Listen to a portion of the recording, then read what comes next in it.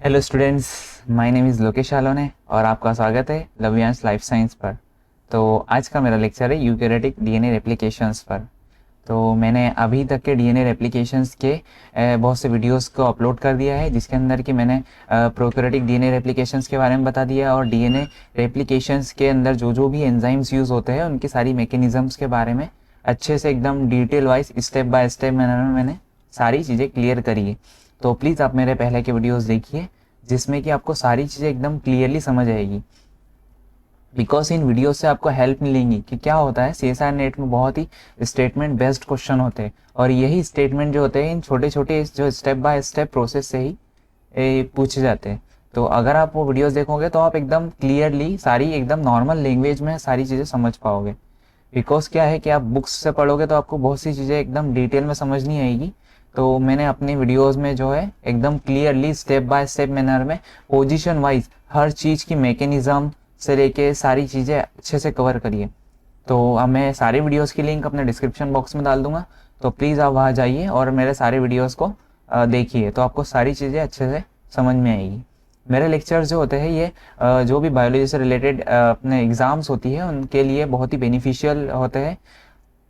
Because आप मेरे lectures देख के आप क्वेश्चंस को अप्लाई करके देखिए, तो आपको सारे क्वेश्चंस एकदम आसानी से सब चीज़ें समझ तो आएगी एटलीस्ट। तो चलो स्टार्ट करते हैं मेरा लेक्चर। फर्स्टली अगर हम बात करें डीएनए रेप्लिकेशंस की, किसकी? यूकैरियोटिक की। तो मैंने अपने पिछले लेक्चर में प्रोकैरियोटिक डीएनए रेप्लिकेशंस के बारे में सब कुछ पढ़ा दिया था आपको। तो आज का अपना लेक्चर है यूकैरियोटिक डीएनए रेप्लिकेशंस में।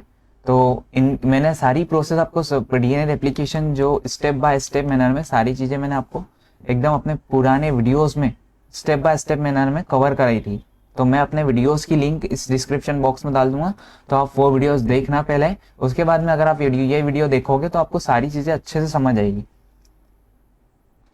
और तो फर्स्टली क्या होता है डीएनए रेप्लिकेशंस में, प्रोकैरियोटिक में मैंने बहुत से डिफरेंट एंजाइम्स पढ़ाए थे कि कौन कौन से एंजाइम किस चीज़ के लिए यूज़ होते हैं। जैसे हेलिकेस के लिए DNA A protein, DNA B protein helicase के लिए था, डीएनए ए प्रोटीन जो था अनवाइंडिंग के लिए यूज़ हो रहा था। तो उसी टाइप से अगर हम यूकैरियोटिक की बात करें तो यूकैरियोटिक में भी बहुत से डिफरेंट एंजाइम्स होते हैं जो कि प्रोटीन्स होते हैं और जो कि क्या करते हैं, जो भी रेप्लिकेशंस के अंदर जो जो भी प्रोटीन यूज़ किए जाते हैं उनके एक्टिवेशन के लिए रिस्पॉन्सिबल होते हैं। तो चलो आइए आज हम देखते हैं उनके बारे में। Firstly ORC। ये ORC क्या होता है? ये एक साइट होती है जिसको हम क्या बोलते हैं, फर्स्टली अगर हम कभी किसी जीन की बात करें तो ये जीन है। मैं अगर कभी एक एग्जांपल लेके चलूँ तो माना कि ये जो है एक जीन है और ये जीन किसके लिए रिस्पॉन्सिबल है?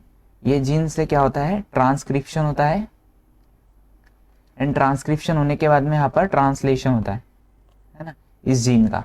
एंड ट्रांसलेशन से जो प्रोटीन बन रहा है, ये प्रोटीन किसके लिए हेल्पफुल है? ये प्रोटीन जो है एक फॉर एग्जांपल मैं बता रहा हूँ, ये प्रोटीन जो है जैसे कि लैक्टोज के लिए, लैक्टोज मेटाबॉलिज्म के लिए है ना, लैक्टोज मेटाबॉलिज्म के लिए रिस्पॉन्सिबल है। अब इस जीन को कोई ना कोई जो एक्टिवेटरी प्रोटीन होगा वो प्रमोट तो जरूर करेगा, मतलब एक्टिवेटरी साइट।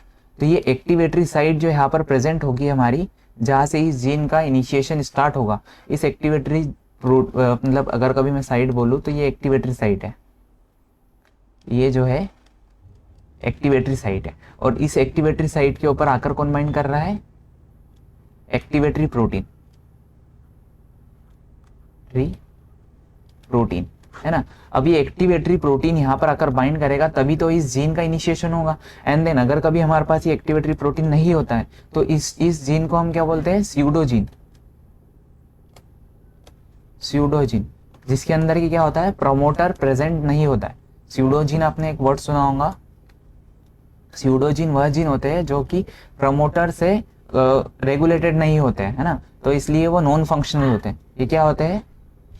नॉन फंक्शनल होते हैं। क्यों नॉन फंक्शनल होते हैं? बिकॉज क्योंकि ये प्रोटीन में ट्रांसलेट नहीं हो पाते, तो इसलिए नॉन फंक्शनल होते हैं ना। तो अगर मैं बात करूं तो मैं आपको ये बताना चाह रहा हूँ इस थॉट से कि ये जो इनिशिएशन हमारे पास इस जहाँ से इनिशिएशन हो रहा है, ये इनिशिएशन जो साइट है इसको हम क्या बोलते हैं? CpG element. ये वर्ड्स के बारे में आपने सुना होगा, CpG एलिमेंट। CpG एलिमेंट वह साइट होती है जहां पर हमारे पास एक्टिवेटरी प्रोटीन एक्टिवेटरी प्रोटीन आकर बाइंड करते हैं और इसके एक्टिवेशन को क्या करते हैं, प्रमोट करते हैं।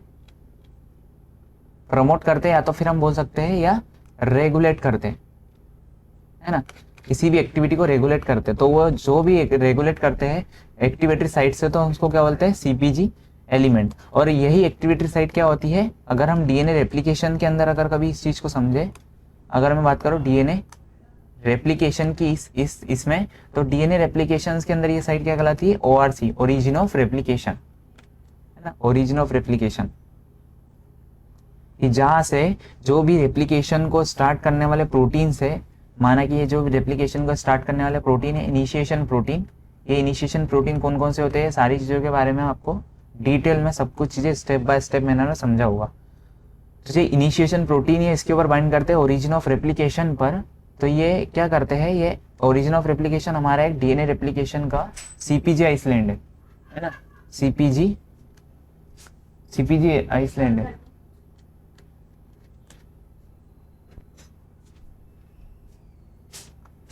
ये क्या है, इसका सीपीजी आइसलैंड है।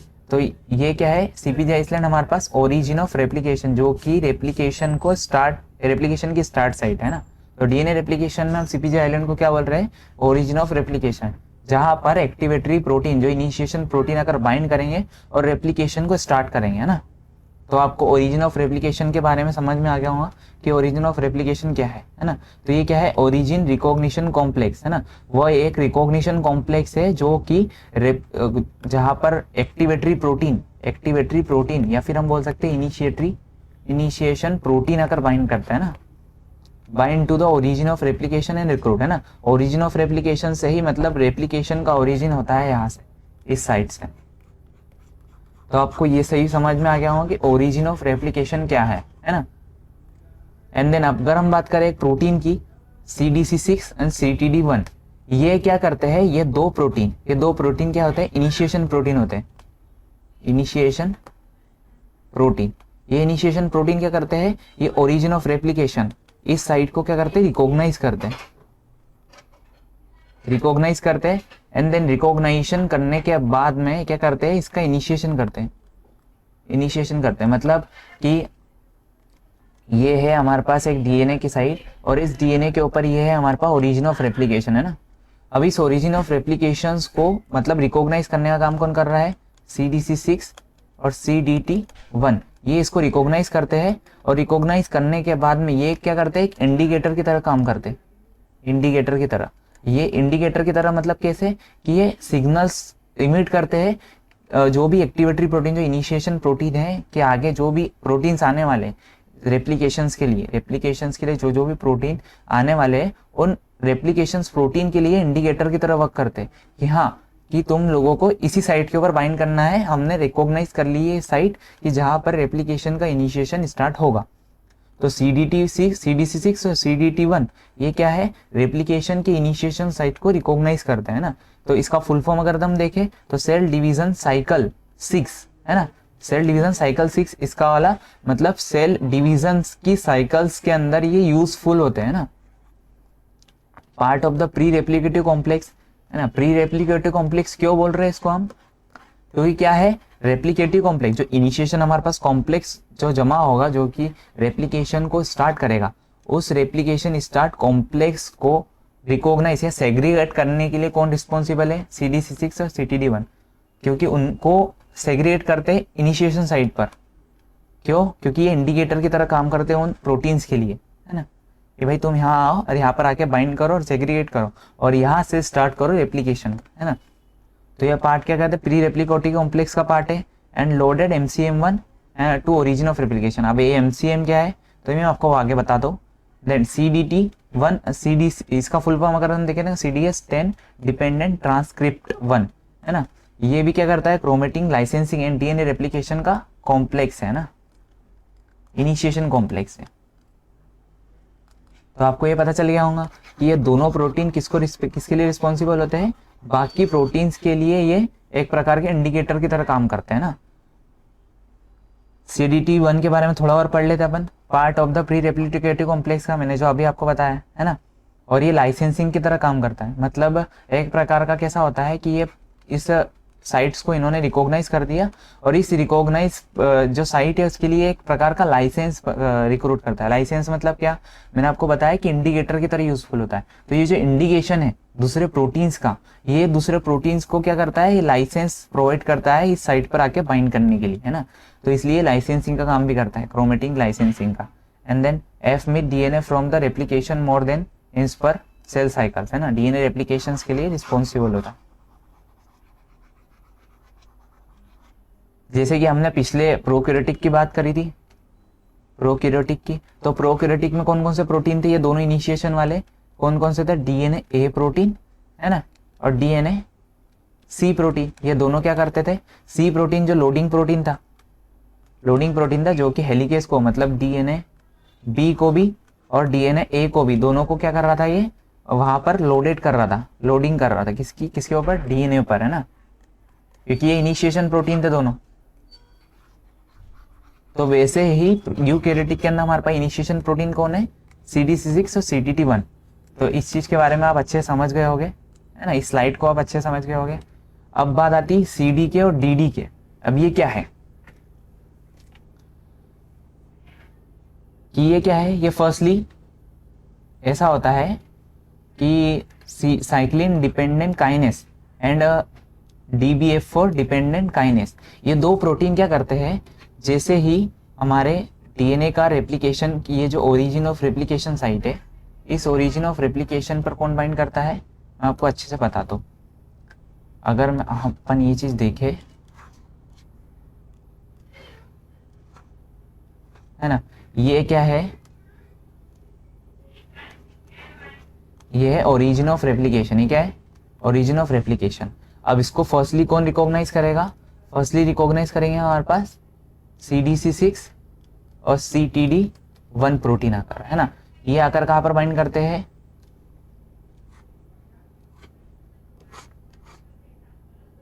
है ना, देन अगर मैं इस टाइप से आपको अच्छे से क्लियर करूं, तो ये दोनों प्रोटीन आकर कहां पर बाइंड करेंगे, ये दोनों प्रोटीन आकर इसके ऊपर बाइंड करेंगे, ये इस टाइप से बाइंड करेंगे, है ना। ये क्या है, CDC6 एंड CTD1, है ना। ये प्रोटीन यहाँ पर आकर बाइंड करते हैं। ये क्यों बाइंड करते हैं, ये इस साइड को, जहाँ पर ओरिजिन ऑफ रेप्लिकेशन होना है, मतलब इसको हम क्या बोलते हैं, +1 साइट, है ना, +1 साइट जहाँ से इनिशिएशन होता है, इस साइट के ऊपर बाइंड करते हैं। और ये बाइंड करने के बाद में ये क्या करते हैं, एक प्रकार के इंडिकेटर की तरह काम करते हैं ना, इंडिकेटर की तरह काम करते हैं, किसके लिए, जो भी इनिशिएशन कॉम्प्लेक्स प्रोटीन है उनके लिए। अब इन प्रोटीन्स को पहचान तो लिया इन्होंने कि हाँ ये साइट्स है, अब ये इनका जाना तो जरूरी है, क्योंकि अभी हमारे पास जो इनिशिएशन कॉम्प्लेक्स है, क्या होता है कि किसी एक जगह पर अगर हम बात करें, तो इस जगह को पहचानने वाला कोई और होता है और वर्क करने वाले कोई और होते हैं।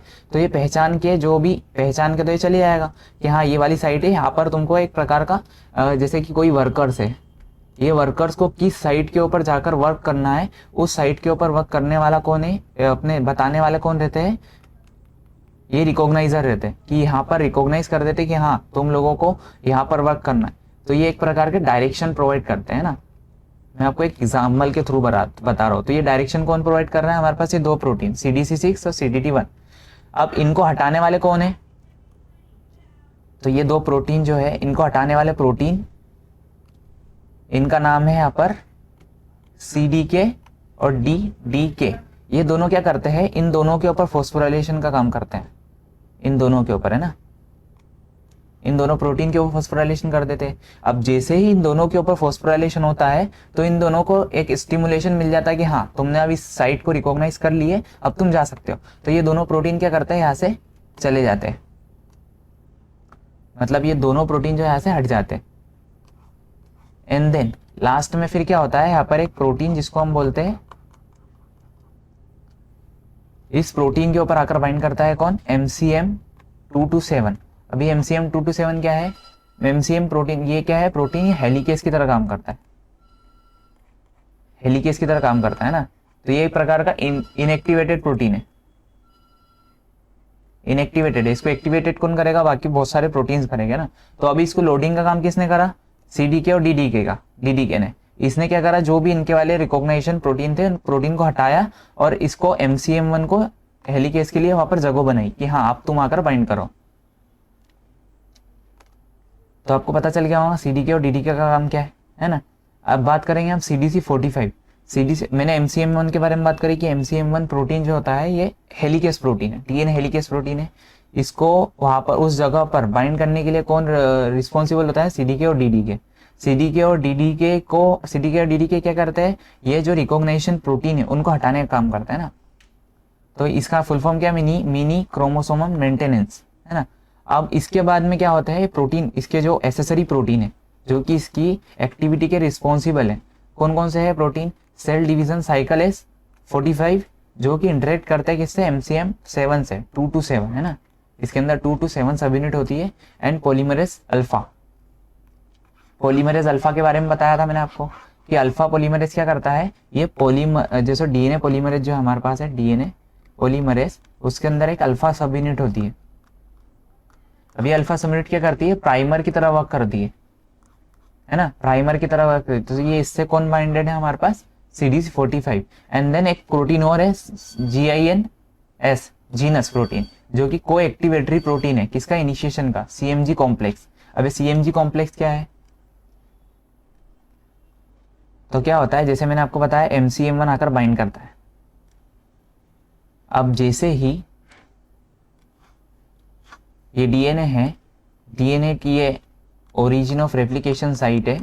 अब इसके ऊपर बाइंड कर दिया है हमारे पास ये MCM1 प्रोटीन, है ना। अब इससे आकर कौन प्रोटीन आकर बाइंड करते हैं, genus protein and CDC45 protein. ये दोनों प्रोटीन आकर इसके ऊपर बाइंड करते हैं। ये क्या है, MCM1 के क्या है, को एक्टिवेटरी प्रोटीन है, प्रोटीन है ना, को एक्टिवेटरी प्रोटीन है, जो कि इसकी एक्टिविटी को स्टिमुलेट करने के लिए रिस्पॉन्सिबल होते हैं ना। और ये तीनों क्या करते हैं, इस टाइप से, यहाँ पर इस टाइप से ऐसा कॉम्प्लेक्स फॉर्म करते हैं। चलो मैं नया बना देता हूँ। ये है ये ओरिजिन ऑफ रेप्लिकेशन साइट, और ये प्रोटीन कौन सा है, MCM, है ना, 2 to 7। और इसके ऊपर कौन बाइंड कर रहा है हमारे पास, ये एक प्रोटीन है CDC45। And then next protein जो है ये कौन सा प्रोटीन है, जीनस प्रोटीन, है ना। ये दोनों क्या है, कोएक्टिवेटरी प्रोटीन है। प्रोटीन किसके कोएक्टिवेटरी है, हेलिकेस के। हेलिकेस कौन है हमारे पास, MCM 2 to 7, है ना, ये एक्टिवेटरी प्रोटीन है। अब जैसे ही ये दोनों प्रोटीन बाइंड होते हैं तो ये कॉम्प्लेक्स का फॉर्मेशन करते हैं ना। ये कॉम्प्लेक्स क्या कहलाता है हमारे पास, CMG कॉम्प्लेक्स। और ये कॉम्प्लेक्स जो होता है हेलिकेस की एक्टिविटी के लिए रिस्पॉन्सिबल होता है ना। यही कॉम्प्लेक्स जो होता है हेलिकेस की तरह वर्क करता है यूकेरियोटिक में। तो आपको मैंने बताया CMG क्या है ना। ये दो प्रोटीन जो है किसके लिए कोएक्टिवेटर की तरह काम कर रहे हैं, MCM1 क्या है, हेलिकेज है एक प्रकार। और इसको एक्टिवेट करने के लिए कौन रिस्पॉन्सिबल है, CDK और DDK, है ना, स्टिमुलेट करने के लिए। अब हम नेक्स्ट प्रोटीन की अगर बात करें, RFC क्या है हमारे पास, ये क्लैंप लोडर है। मैंने आपको पिछले लेक्चर में आपको बताया था, जब DNA पॉलीमरेज का स्ट्रक्चर मैंने आपको बताया था, तो इस पॉलीमरेज के स्ट्रक्चर में क्या होता है कि मैंने इस टाइप से आपको बताया था कि ये एक प्रकार का क्लैंप लोडर होता है। क्लैंप लोडर होता है ना। क्लैंप लोडर के पास में क्या होता है, यहाँ पर इस टाइप से सब यूनिट्स होती है ना। इस टाइप से इसके 3 हैंड होता है ना। जो ये 2 हैंड है, ये जो टू हैंड है, ये 2 हैंड किसके लिए रिस्पॉन्सिबल होते हैं, लेगिंग स्ट्रेन के लिए। ये मैंने अपने पुराने वीडियोस में आपको सारी चीजें कवर कराई है कि कौन सा लेगिंग स्टैंड है और कौन सा लीडिंग स्टैंड है ना। और ये सिंगल सब यूनिट किसके लिए होती है हमारे पास, लीडिंग के लिए, है ना, लीडिंग स्टैंड के लिए। अब ये जो सब यूनिट है हमारे पास, इसको हम क्या बोल रहे हैं, टाउ प्रोटीन। और ये हमारे पास क्या है, क्लैंप लोडर। ये क्लैंप लोडर है।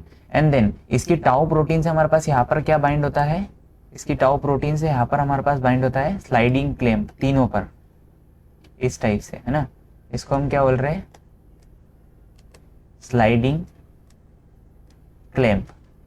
और ये स्लाइडिंग क्लैंप क्या करता है, ये डीएनए पॉलीमरेज से इससे बाइंड होता है और इसको टेम्पलेट पर ऐसे जमा के रखता है, स्टेबलाइज करके रखता है ना।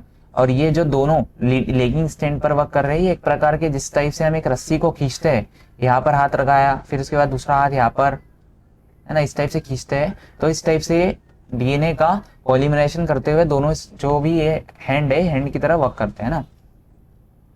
तो ये क्लैंप लोडर की तरह कौन सा प्रोटीन वर्क कर रहा है यूकैरियोटिक पॉलीमरेज के अंदर? आरएफसी प्रोटीन, है ना, आरएफसी प्रोटीन जो डीएनए क्लैंप लोडर की तरह वर्क कर रहा है।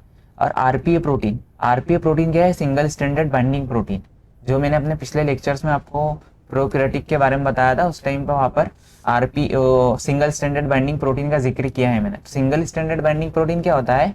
जैसे हेलिकेस ने अपनी एक्टिविटी करने के बाद इनके बीच के जो भी कॉम्प्लीमेंट्री स्ट्रैंड को ये ब्रेकेज कर देता है हेलिकेस, तब ये क्या करते हैं, ये चारों ओर बाइंड हो जाते हैं। कौन? Single standard binding protein. और यूकैरियोटिक के अंदर कौन सा है? ये आरपीए है। और ये प्रोटीन्स क्या करते हैं, इनको कॉम्प्लीमेंट्री बाइंडिंग वापस से रीजॉइनिंग करने से इनहिबिट करते हैं, प्रिवेंशन करते हैं ना। तो आपको इन सब के बारे में पता चल गया होगा कि कौन कौन से प्रोटीन किस लिए होते हैं।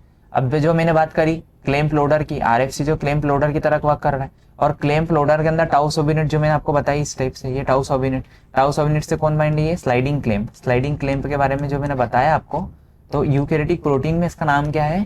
पीसीएनए, जो कि स्लाइडिंग क्लैंप की तरह वर्क करता है ना, डीएनए क्लैंप की तरह, जो कि डेल्टा प्रोटीन से अगर बाइंड है। अब डेल्टा क्या करते हैं? डेल्टा जो होते हैं लेगिंग स्ट्रैंड का फॉर्मेशन करते हैं, है ना। मैं आपको सारी चीजें अब डीएनए पॉलीमरेज के बारे में भी अच्छे से बताऊंगा। तो अगर हम यूकैरियोटिक डीएनए पॉलीमरेज की बात करें, तो डीएनए पॉलीमरेज के अंदर जो होती है बहुत सी सब यूनिट्स होती है। अब ये सब यूनिट जो होता है इनका एक स्पेसिफिक वर्क होता है। अब हम अल्फा सब यूनिट की बात करें तो ये क्या करती है? प्राइमर सिंथेसिस का काम करती है। मैंने आपको रेप्लिकेशन की जो प्रोकैरियोटिक में होती है प्रोसेस, सारी सेम टू सेम यूकैरियोटिक के अंदर होती है, बट ओनली इसकी इनिशिएशन कॉम्प्लेक्स एंड इसकी इलोंगेशन की प्रोसेस, इलोंगेशन के जो प्रोटीन्स है वो अलग अलग है। बाकी प्रोसेस जो होती है डीएनए रेप्लिकेशंस की यूकैरियोटिक और प्रोकैरियोटिक में सेम होती है ना। तो अल्फा प्रोटीन क्या करता है? प्राइमेस की तरह वर्क कर रहा है ना। और पॉलीमरेज बीटा ये क्या करते हैं? जीन एक्सिशन रिपेयर के लिए काम करते हैं।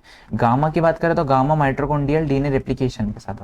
अब डेल्टा, जो डेल्टा का मैंने पीछे से जिक्र किया, तो लेगिंग स्ट्रैंड फॉर्मेशन के लिए होता है, और एप्सिलॉन ये लीडिंग स्ट्रैंड के लिए रिस्पॉन्सिबल होता है।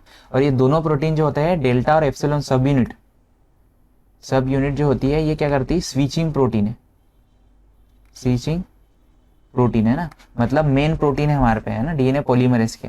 अब हम बात करें थीटा, तो डीएनए रिपेयर क्रॉस लिंक के लिए होता है। बाकी जो सारी यूनिट्स है और ट्रांसलेशंस के लिए और सोमेटिक हाइपर म्यूटेशंस के लिए रिस्पॉन्सिबल्स होती है ना। डिफरेंट स्पीशीज में इस टाइप की डिफरेंट सब यूनिट्स होती है। मतलब ये एक प्रकार का डीएनए पॉलीमरेज का एक जनरल सब यूनिट्स के बारे में आपको बताया गया है। अब हम बात करें हेलिकेस की लोडिंग की, तो मेनली क्या होता है कि सेल साइकिल की अगर हम बात करें, मेनली अगर मैं सेल साइकिल की बात करूं, तो सेल साइकिल्स के अंदर 4 फेज होती है। G1 phase, S phase, G2 और M phase, G2 M phase, है ना। अब जो मैंने बताया S फेज जो होती है वहां पर रेप्लिकेशन होता है। बाकी G1 फेज क्या होती है? ये एक प्रकार की, इसको हम क्या बोलते हैं? प्रीपरेटरी फेज,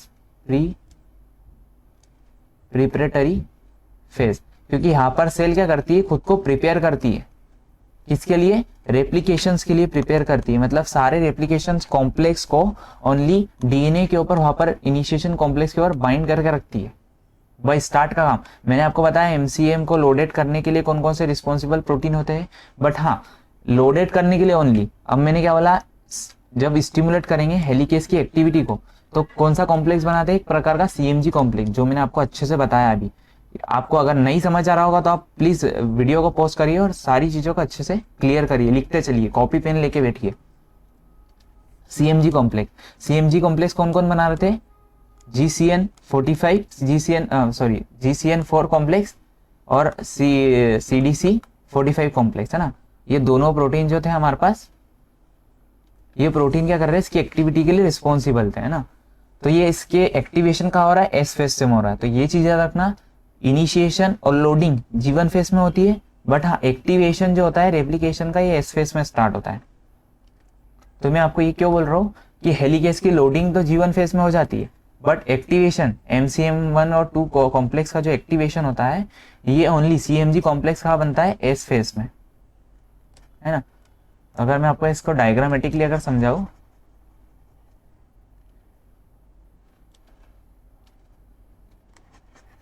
तो क्या होता है, जैसे कि ये रेप्लिकेशन DNA है हमारे पास, और DNA के ऊपर हमारे पास ये ओरिजिन ऑफ रेप्लिकेशन है ना। इसके ऊपर कौन से प्रोटीन्स पाकर बाइंड हो गए हमारे पास, CDC6 और CDT1 प्रोटीन, है ना। ये प्रोटीन ने यहाँ पर रिकॉग्नाइज कर दिए।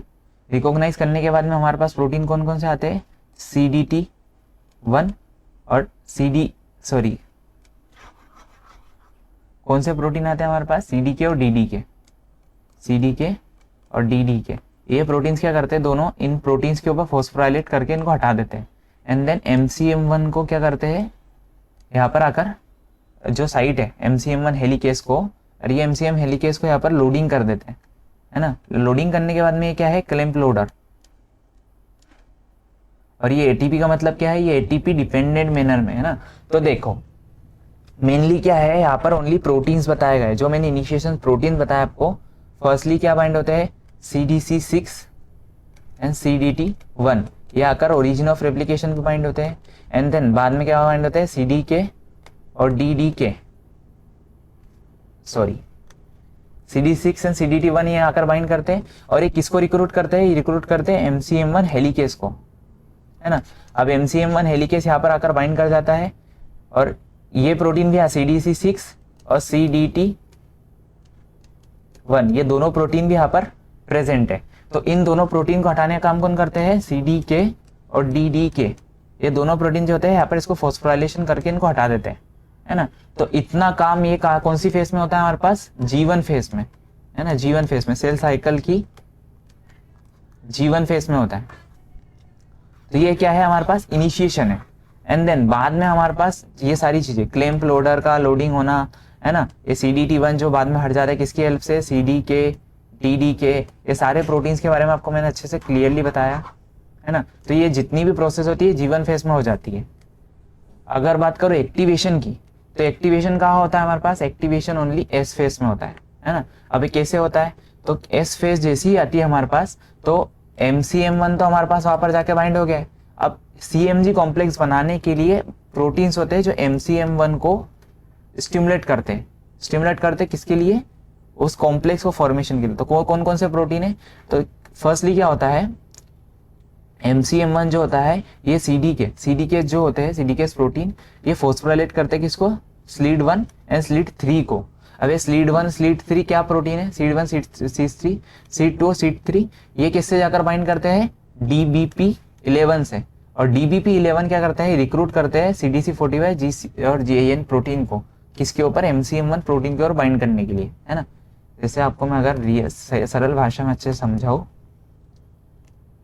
G1 फेज की बात करूं, अगर मैं G1 फेज की बात करूं, तो यहाँ पर ओरिजिन ऑफ रेप्लिकेशन के ऊपर बाइंड हो गए CDC6 और CDK1, ये दोनों प्रोटीन आकर बाइंड हो गए, एंड देन यहाँ पर फिर आकर बाइंड कौन करता है, MCM1 प्रोटीन, MCM1, है ना। और कौन कौन से है, CDC6 भी है और CDK1 भी है ना। अब इन दोनों को हटाने का काम कौन करते हैं, इन दोनों को हटाने का काम करते हैं कौन से, CDK और DDK प्रोटीन, ये इनको फॉस्फोराइलेट कर देते हैं। अब ये फॉस्फोराइलेट कर दिया तो ये हमारे पास DNA है, ये ओरिजिन ऑफ रेप्लिकेशन है, ये MCM1 है ना। बाकी सारे प्रोटीन क्या कर गए, सेपरेट हो गए सारे प्रोटीन, है ना। ये सब सारे प्रोटीन सेपरेट हो जाते हैं। तो ये क्या है, ये इनिशिएशन है, G1 फेज का पार्ट है ना। ये लोडिंग पार्ट है, तो यहाँ पर हेलिकेस की लोडिंग हो गई, है ना। हेलिकेस की भी लोडिंग हो जाती है, फिर क्लैंप लोडर यहाँ पर आकर बाइंड कर जाता है, क्लैंप लोडर, ये RFC जो मैंने आपको बताया है, क्लैंप लोडर यहाँ पर आकर बाइंड हो गया। सब कुछ प्रोटीन यहाँ पर जो एक्टिवेशन प्रोटीन है वहां आकर बाइंड हो जाते हैं। एंड देन जैसे ही हमारे पास एस फेज आती है, एस फेज में जो होता है हमारे पास CYP2 CYP3 प्रोटीन, ये क्या करते हैं, किसको एक्टिवेट करते हैं, DBP, है ना, DBP11 प्रोटीन को। अब ये इसको कौन एक्टिवेशन कर रहा है, इनके एक्टिवेशन के लिए कौन रिस्पॉन्सिबल है, CDK प्रोटीन, है ना। सीडीके प्रोटीन जो इन्होंने हटाया, सीडीके प्रोटीन इसको फॉस्फोराइलेट करते हैं, क्योंकि सीडीके क्या है, साइक्लिन डिपेंडेंट काइनेस प्रोटीन होते हैं जो कि सेल साइकिल में वर्क करते हैं। अब जब मैं सेल साइकिल आपको पढ़ाऊंगा तो ये प्रोटीन्स के बारे में आपको बताऊंगा, है ना। इसका नाम क्या है, साइक्लिन डिपेंडेंट काइनेस, है ना, जो कि फॉस्फोराइलेशन का काम करते हैं। अब ये CYP2 और CYP3 के ऊपर फॉस्फोराइलेशन करेंगे और ये जाकर बाइंड किससे करते हैं, DBP11 से। DBP11 क्या करता है, ये प्रोटीन रिस्पॉन्सिबल होता है किसके ऊपर, MCM1 प्रोटीन के ऊपर।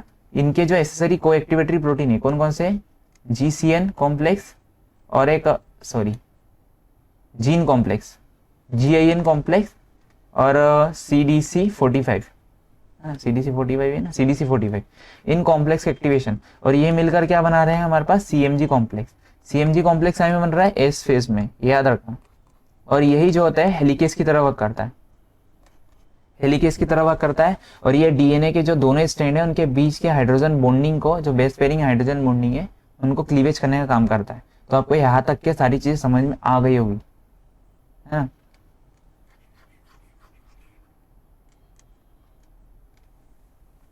तो ये मैंने सारी चीजें आपको समझाई। जैसे ही हमारे पास हेलिकेस यहाँ पर आकर लोडेड हो गया, है ना, लोडेड होने के बाद में ये G1 फेज तक, है ना, ये प्रोटीन जो CYP2 CYP3 ये जो कि DBP11 को एक्टिवेट कर दे। DBP11 जाकर किसके ऊपर बाइंड करता है, ये बाइंड कर यहाँ पर सारे कॉम्प्लेक्स को जमा कर देगा, जीन और CDC45, है ना। ये प्रोटीन के जाकर बाइंड होने के बाद में यहाँ पर हेलिकेस स्टार्ट हो जाता है।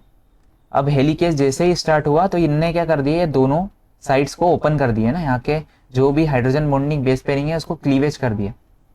अब क्लीवेज करने के बाद में यहाँ पर एक प्रोटीन जो मेन हमारे पास एंजाइम है, कौन सा, DNA पॉलीमरेज, जो मैंने आपको सारी सब यूनिट्स के बारे में पढ़ाया, वो आकर बाइंड करता है। और वो आकर जैसे ही बाइंड करा तो उसके अंदर जो अल्फा सब यूनिट है वो प्राइमर का फॉर्मेशन करती है ना। इस प्रकार से यहाँ पर प्राइमर बना देती है। अब जैसे ही प्राइमर बनाया यहाँ पर तो पॉलीमरेज आकर स्लाइडिंग क्लेम्स आकर बाइंड करता है। स्लाइडिंग क्लेम से ये सारी प्रोसेस मैंने आपको प्रोकैरियोटिक डीएनए रेप्लिकेशन में पढ़ाई। जैसे ही प्राइमर आकर बाइंड करता है तो डीएनए पॉलीमरेज क्या है, पॉलीमरेज ही क्या करता है, सॉरी मैंने आपको क्या बोला कि जैसे ये दोनों स्ट्रैंड अलग हो गए, सेपरेट हो गए, किसकी हेल्प से, हेलिकेस की हेल्प से, तो यहाँ पर बाइंड होता है clamp loader. Clamp loader, clamp loader क्या करता है, क्लेम्प लोडर, ये क्लेम्प लोडर के अंदर फिर उसके बाद डीएनए पॉलीमरेज आकर बाइंड करता है, जो कि डीएनए पॉलीमरेज को तो क्लेम्प लोडर ही लेके आएगा। और फिर डीएनए पॉलीमरेज के अंदर जो अल्फा सब यूनिट होती है, ये अल्फा सब यूनिट प्राइमर का काम बनाती है, प्राइमर बनाती है। और ये प्राइमर से आकर डीएनए पॉलीमरेज स्पेसिफिकली बाइंड करता है।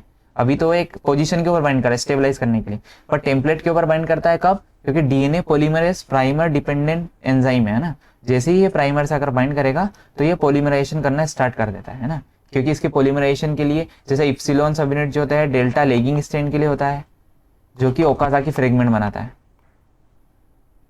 ओकाजाकी फ्रेगमेंट, है ना, फ्रेगमेंट बनाते हैं। अब ये सब चीजें जो भी ओकाजाकी फ्रेगमेंट्स वगैरह, तो ये कौन सी प्रोसेस कहलाती है हमारे पास, ये इलोंगेशन, है ना, डीएनए रेप्लिकेशन की इलोंगेशन प्रोसेस है ना, इलोंगेशन है। अब इलोंगेशन होने के बाद में लास्ट में क्या होता है, जहां पर हमारे पास ओकाजाकी फ्रेगमेंट्स बने हैं ये इस टाइप से, जहां लेगिंग स्ट्रैंड है, लेगिंग स्ट्रैंड है, कौन बना रहा है इसको, डेल्टा पॉलीमरेज का डेल्टा सब यूनिट, है ना। अब ये लेगिंग स्ट्रैंड है, इन लेगिंग स्ट्रैंड जो कि आपस में जुड़ा हुआ है किससे, प्राइमर से, तो इन प्राइमर को हटाने का काम कौन कर रहा है, आरएनएस एंजाइम। आरएनएस एंजाइम क्या करता है, इन प्राइमर को हटाने का काम करता है। अब जैसे ही प्राइमर हटते हैं तो इस टाइप से गैप आ जाता है। अब इस गैप को फिलिंग करने के लिए हमारे पास डीएनए लाइगेस एंजाइम आकर बाइंड करता है ना, कौन है, डीएनए लाइगेस। ये डीएनए लाइगेस से आकर बाइंड करता है और इसको लाइगेशन कर देता है। अब लाइगेशन करने के बाद में, सॉरी डीएनए लाइगेस बोल रहा हूं मैं, सॉरी मैंने आपको गलत बताया। तो जैसे ही हमारे पास आरएनएस एंजाइम आकर बाइंड करता है तो इस टाइप से गैप बना देता है ना, इन आरएनएस को क्या कर देगा, हटा देगा, रिमूव कर देगा, इस टाइप से रिमूव हो जाएंगे, है ना। रिमूव करने के बाद में इस टाइप से गैप आ जाएंगे। अब यह डीएनए पॉलीमरेज वापस आकर बाइंड करता है और इस गैप की फिलिंग कर देता है ना, इस टाइप से फिल कर देता है, फिल मतलब इस टाइप से बना देता है। अब ये दोनों साइड से क्या है, ओपन है, ये दोनों साइड से क्या है, इस टाइप से ओपन है ना, ओपन है। तो इसको अटैच करने का काम कौन कर रहा है हमारे पास, डीएनए लाइगेज एंजाइम करेगा, पर वो कब करेगा, तो ये एक्स्ट्रा पार्ट जो बना है इस डीएनए के अंदर, तो इसको क्लीवेज करने का काम कौन करता है, flap endo nucleus enzyme. Flap endo nucleus क्या करता है, इस जो एक्स्ट्रा पार्ट्स इनको क्लीवेज कर देता है। अब जैसे ही इन्होंने क्लीवेज करा, जैसे ही क्लीवेज करा तो ये इस टाइप से आके बन गए, है ना। मैं एक ही बता रहा हूँ, इसको जूम करके बता रहा हूँ। तो ये जैसे ही क्लीवेज करा तो इतनी साइज का बन गया। देन अब ये फिर भी हमारे पास ऐसे ओपन है, तो इसको लाइगेट करने का काम कौन करता है, लाइगेशन एंजाइम। अब बाद में आता है लाइगेज एंजाइम आकर बाइंड करता है और इसको लाइगेट कर देगा। तो देन ये पूरी एक कॉम्प्लीमेंट्री स्ट्रैंड बनाता है ना। तो कौन कौन सा आया, पहले आरएनएस एंजाइम आया। ये सारी प्रोसेस किसके ऊपर चल रही है, लेगिंग स्ट्रैंड पे, है ना, लेगिंग स्ट्रैंड पे। लेगिंग स्ट्रैंड कौन बना रहा है, डेल्टा सब यूनिट इसका डीएनए पॉलीमरेज की, है ना। यूकैरियोटिक की बात हो रही है सारी चीजें। आरएनएस एंजाइम ने आरएनए को हटाया एंड देन डीएनए पॉलीमरेज आकर बाइंड किया। डीएनए पॉलीमरेज ने पॉलीमराइजेशन करा, पर उसने क्या कर दिया, एक्स्ट्रा पार्ट बना दिया। अब इस एक्स्ट्रा पार्ट के क्लीवेज के लिए एक एंजाइम फ्लैप एंडोन्यूक्लियस आया, इसने उस एक्स्ट्रा पार्ट को क्लीवेज करा एंड देन लास्ट में उन पार्ट्स को, जो कि ओकाजाकी फ्रेगमेंट्स के बीच में जो पार्ट्स बने हैं, इन फ्रेगमेंट को जोड़ने के लिए लाइगेज एंजाइम आता है। एंड जो लास्ट में ये सारी प्रोसेस के बाद में एक प्रोसेस होती है जिसको हम बोलते हैं टर्मिनेशन। तो हेलिकेस फर्स्टली जो हेलिकेस का एक्टिवेशन कैसे हुआ, ये हेड टू हेड एक्टिवेशन होता है ना, हेड टू हेड। जैसे वो जो क्या करते हैं, हेड टू हेड एक्टिवेशन करने के बाद ही एक्टिवेट होते हैं। मतलब GCN4 जो कॉम्प्लेक्स CMG कॉम्प्लेक्स होता है, ये पोलीमराइजेशन को, हेलिकेस को एक्टिवेट कराता है। जैसे कि देखो, हेड टू हेड जैसे ही उन्होंने कॉन्टेक्ट किया, देन जैसे ही ये कॉम्प्लेक्स बनता है, तो ये दो हेड, ये हेड टू हेड कॉम्प्लेक्स क्या है, इनएक्टिवेट कॉम्प्लेक्स है। हेड टू हेड कॉम्प्लेक्स हमें बनता है G1 फेज में, है ना। पर जैसे ही ये CMG कॉम्प्लेक्स, ये क्या है हमारे पास, CMG कॉम्प्लेक्स के लिए होता है ना। CMG कॉम्प्लेक्स जैसे ही बनता है तो हेड टू हेड कॉम्प्लेक्स जो एफिनिटी होती है वो कम हो जाती है एंड देन क्या करता है, यहाँ से हेलिकेस की तरह एक्टिवेट करता है ना, सेपरेट करने का काम करता है। तो आपको ये सारी चीजें समझ में आ गई होगी। अब हम पढ़ते हैं इसका टर्मिनेशन, कि टर्मिनेशन कैसे होता है। फर्स्टली क्या है, eukaryotic helicase loading and activation OQ during the cycle stage के अंदर। तो मैंने आपको बताया एस फेज के अंदर ही स्टार्ट होगा, है ना। ये सारी चीजें मैंने आपको अच्छे से बताई। ये थ्योरेटिकल है तो आप इसको पढ़ लेना। जैसे G1 फेज के अंदर ओनली लोडिंग होती है ना, पर वहां पर क्या करता है, वहां पर एक्टिवेटिंग नहीं होता है। पर एस फेज के अंदर वहां पर एक्टिवेशन होता है ना। देखो एक्टिवेशन, या हेड टू हेड कॉम्प्लेक्स कब बन रहा है, G1 फेज में, और ये क्या है, इनएक्टिवेटेड कॉम्प्लेक्स है। और ये जो एफिनिटी जहां पर हमारे पास कम हुई है, CMG कॉम्प्लेक्स बनते से ही इसकी हेड टू हेड एफिनिटी जो होती है, ये क्या होती है, लॉस हो जाती है, कम हो जाती है ना।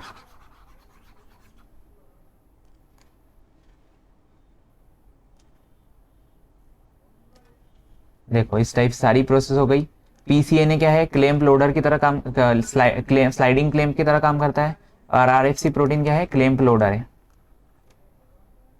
ना। ये मैंने आपको अच्छे से बताया कि ये क्लैंप लोडर है, कौन सा है, RFC। और ये जो टाउ प्रोटीन से अगर जुड़ा है, इसके पास स्लाइडिंग क्लैंप, तो ये PCNA प्रोटीन है ना।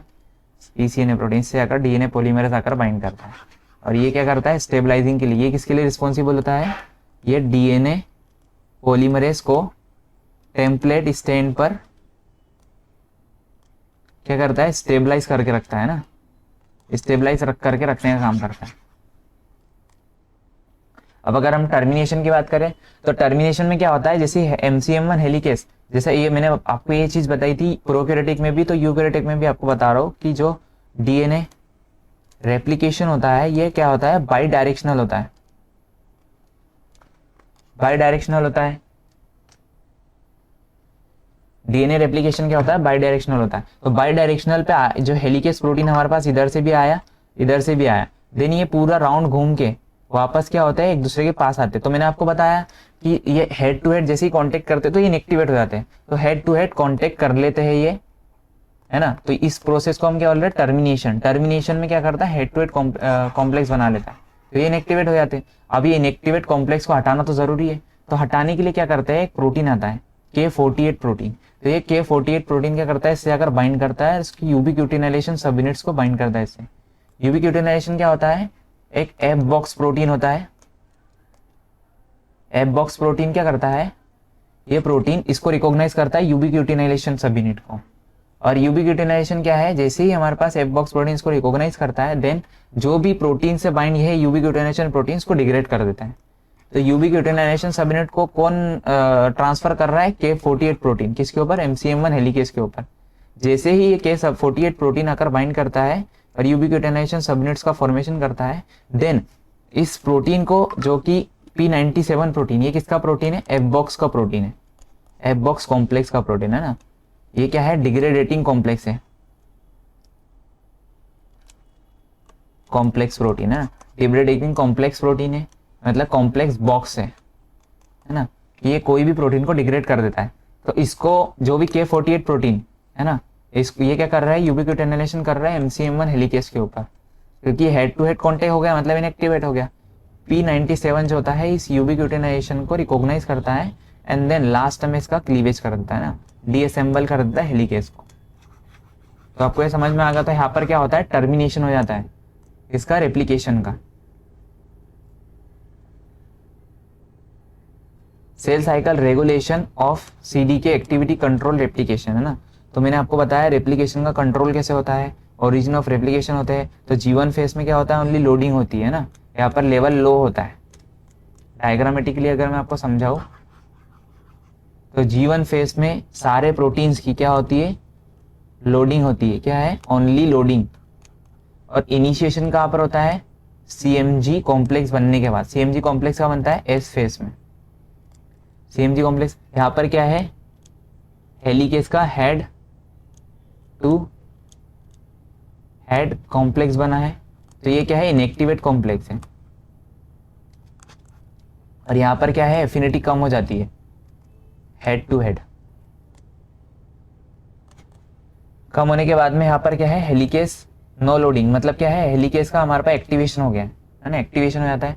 एंड देन G2 फेज की बात करें तो यहाँ पर सारे फैक्टर जो होते हैं रिलीज हो जाते हैं। कैसे रिलीज हो गए, ये वापस से घूम फिर के ये पूरा रेप्लिकेशन करने के बाद में वापस हेड टू हेड कॉन्टेक्ट होता है। हेड टू हेड कहाँ पर हो रहा है, वापस टर्मिनेशन में होता है ना, टर्मिनेशन में होता है। टर्मिनेशन में होने के बाद में इसके ऊपर K48 प्रोटीन जो है, जो कि यूबिक्यूटिनाइजेशन सबयूनिट्स को बाइंड करवाता है। एंड यूबिक्यूटिनाइजेशन जैसे ही सबयूनिट बाइंड होते हैं तो इसको रिकॉग्नाइज कौन करता है, P97। ये क्या है, एफ बॉक्स प्रोटीन का एक कॉम्प्लेक्स प्रोटीन है। और जैसे ही बाइंड होता है तो ये हेलिकेस को डिग्रेड कर देता है और यहाँ पर हमारे पास रेप्लिकेशन है वो रुक जाता है। तो आपको ये सारी चीजें समझ में आ गई होगी। ये ओकाज़की फ्रेगमेंट्स के बारे में मैंने आपको बताया था, है ना। ये सारी चीजें मैंने आपको बताई कि कैसे कैसे इनका रेप्लिकेशन में हेल्प होती है सारी चीजें। तो होप सो आपको सारी अच्छी चीजें मैंने एकदम डिटेल में समझाया और स्टेप बाय स्टेप मैनर में एक एक एंजाइम को अच्छे समझाया। तो होप सो आपको सारी चीजें समझ में आ गई होगी।